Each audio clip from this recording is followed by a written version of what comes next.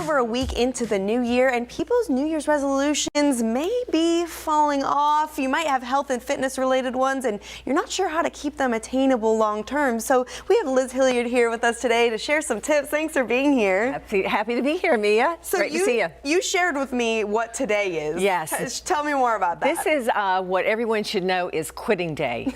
January the 10th, we're generally about 10 days in from our resolutions where we go, you know, that was way too much. I can't strength train to go from 0 to 60 and strength train three times a week when I was not doing anything. So where do we start then? If we're today like, all right, I did way too much. Right. How do we start over? Right. So we get ourselves all geared up, and then we have this full failure disappointment. So I say, instead of doing that, make it a lot more manageable. Instead of just saying, oh, I'm going to join this gym, and I'm going to spend all this money, and I'm going to do this thing 3 days a week, why don't you just start with 5 push-ups? Add a push-up every day. Why don't you start with 1 plank, and then do it that day, and add 10 minutes the next day? By the way, that is Strength Training 101, and that is very efficient. And what you want to do is to make sure that whatever you're doing to get your resolutions doing is making not only your overall lifestyle healthier, but your physical fitness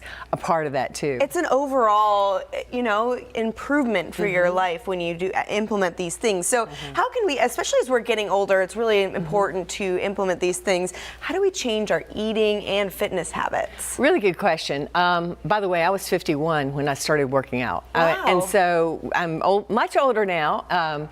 And so I started Hiliiard Studio Method at 51 when most people are like, oh, I'm going, you know, women going through menopause and all that sort of thing. So your body tells you what you need to do.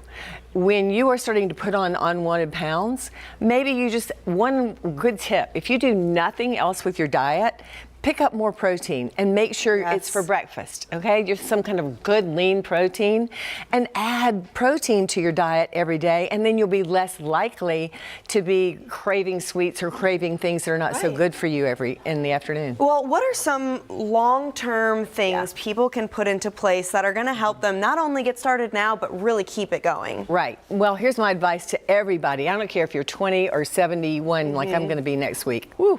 But anyway, I don't believe that. That's about, and this is the truth. The fact is everyone needs to strength train. You start to lose muscle mass around sometimes late 20s and early 30s, but everybody does at some point. So something you can do that is just resistance work, and that's why I said push-ups, because that's using gravity, or planks using gravity, or, you know, picking up kids, doing things you do, but doing with mindfulness. Intention. So strength training. Try to go 3 times a week somewhere. Hiliiard Studio Method, we've got the perfect method to do that.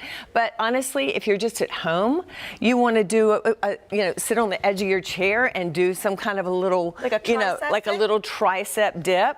You could do something like Liz, that. Before we wrap up, I know you have a book, so where can people go to find that if they want to just keep up with you? Absolutely, HilliardStudioMethod.com. And if you want to work out with us, we have an online workout for $30 a month, and that's at HilliardStudioMethod.com.